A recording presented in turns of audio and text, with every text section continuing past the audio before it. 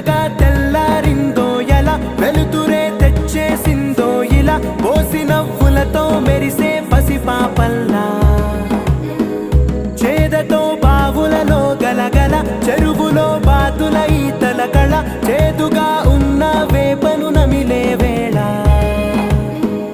చుట్ట పొగ మంచుల్లో చుట్టాల పిలుపుల్లో మాటలే కలిపేస్తూ మనసారా మమతల్ని పండించి